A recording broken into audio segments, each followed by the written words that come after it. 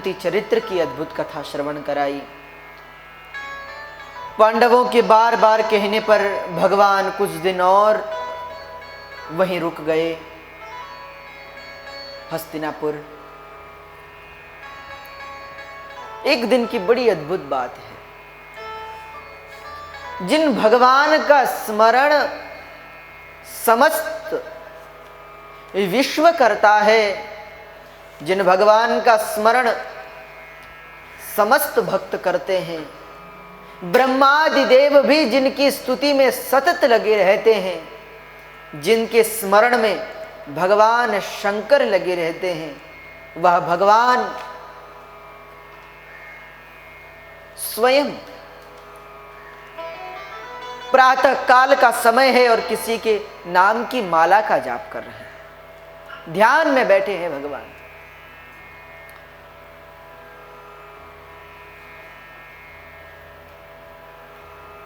दृष्टि पड़ी आज युधिष्ठिर की। युधिष्ठिर जी बड़े दुखी हैं कि हमने आचार्यान मातुलान भ्रातृन पित्रान पौत्रान सखिस तथा स्वसुरान सुहृदश्चैव सेनयोरुभयोरपि। हमने आचार्य की हत्या की है, अपने भ्रातृ बांधवों की हत्या की है, इसलिए हम पापी हैं, हमें कहीं ना कहीं पाप जरूर लगा है, यह युधिष्ठिर महाराज सोच रहे हैं।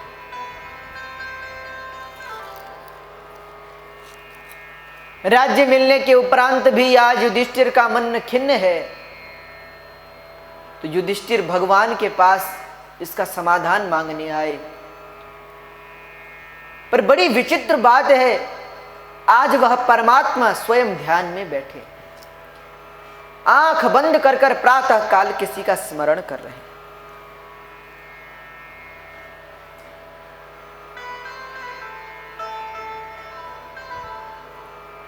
युधिष्ठिर जी ने देखा कि अरे ये किसका स्मरण करते हैं, राग भोपाली,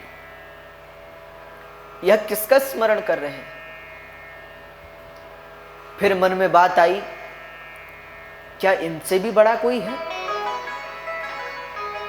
हमने तो सुना था कि भगवान कृष्ण से बड़ा कोई और नहीं, पर क्या इनसे भी बड़ा कोई है जिसका स्मरण स्वयं भगवान कृष्ण कर रहे हैं?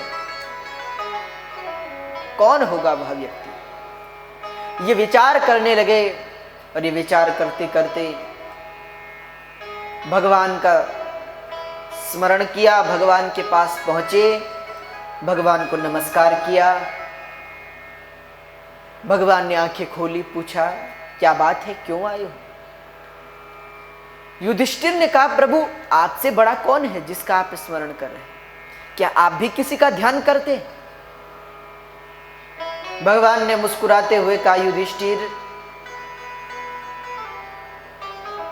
आप जानते नहीं, हमसे भी बड़ा कोई है। इतना सुनते ही युधिष्ठिर जी ने कहा आपसे भी बड़े कौन है?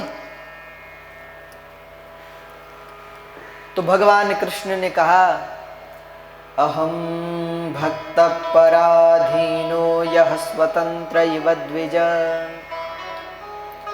साधुभिर्ग्रस्त हृदयो भक्तैर्भक्त जनप्रिय। मुझसे भी बड़ा एक है। कौन? तो भगवान ने कहा मेरे भक्त, वो मुझसे भी श्रेष्ठ है, मुझसे भी बड़े। कोई अगर मेरा द्रोह करता है तो मैं उसे क्षमा कर सकता हूं, पर जो मेरे भक्त का द्रोह करे उसे मैं कभी क्षमा नहीं करता। मेरे भक्त मुझसे भी श्रेष्ठ हैं, मुझसे भी बड़े।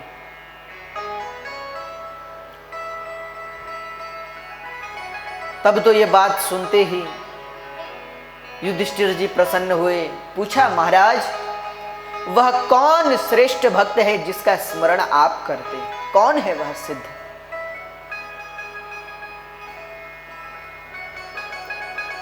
भगवान ने कहा युधिष्ठिर जी कई बाणों की सैया में पड़े हुए वह गंगा के पुत्र देवव्रत भीष्म जो रणभूमि में इस प्रकार से पड़े हुए हैं, मानो कोई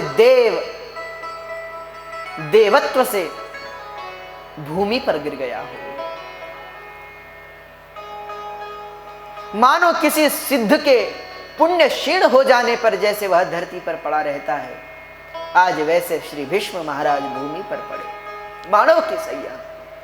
आज रोम रोम में बाण है भीष्म, रोए रोए में बाण। भगवान बोले मैं उन भीष्म का स्मरण करता हूं।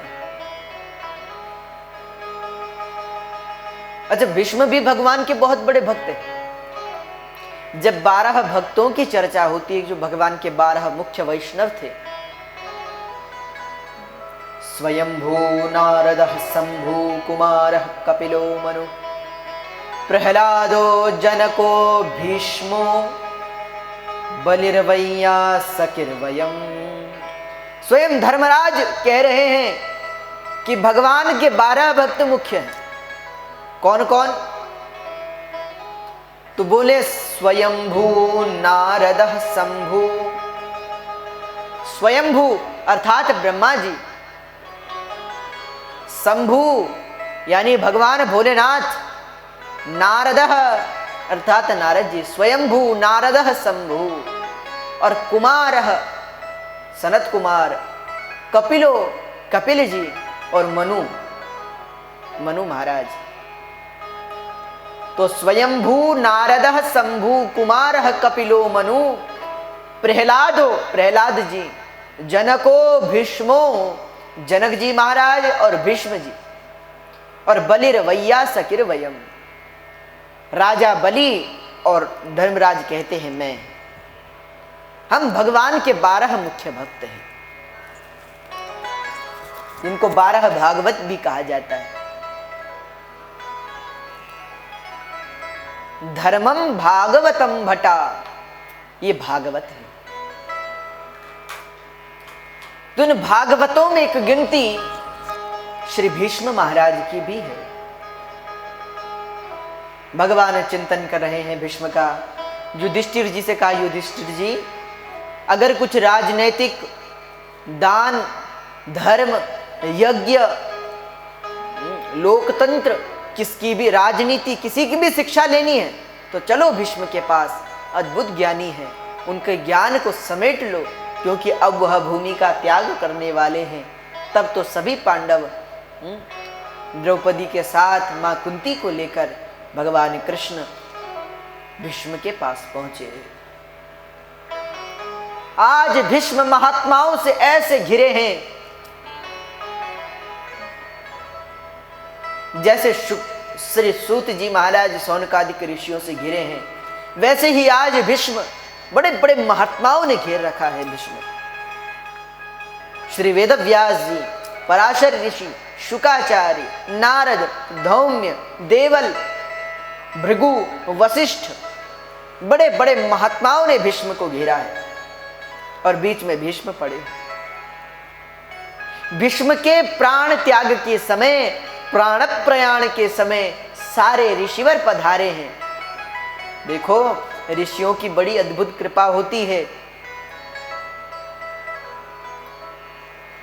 जब महात्माओं का हृदय है, जब उन्हें लगा कि अब भीष्म को हमारी आवश्यकता है, तो बिन बुलाए भीष्म के पास चल पड़े, घेर लिया भीष्म को।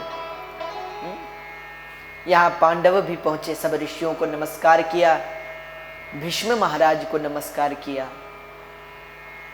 भीष्म जी ने धीरे से पूछा, क्यों कृष्ण नहीं आए?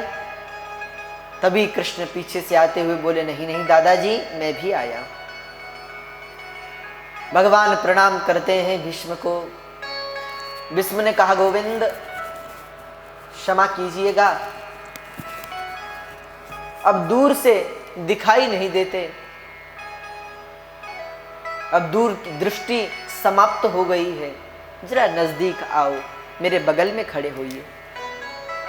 बगल में खड़े हो गए।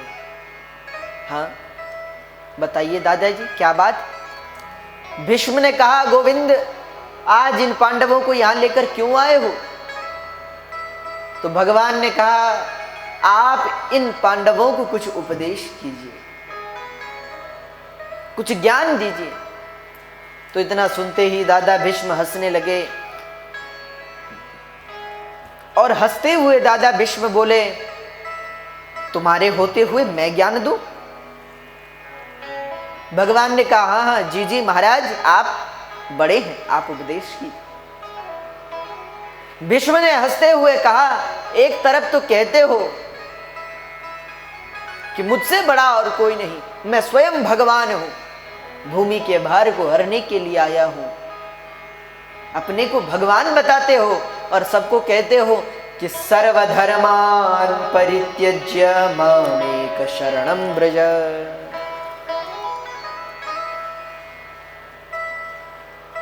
एक तरफ तो सबसे कहते हो मेरी शरण में आ जाओ, और दूसरी तरफ मुझे बड़ा बताकर मुझसे ज्ञान पाना चाहते हो।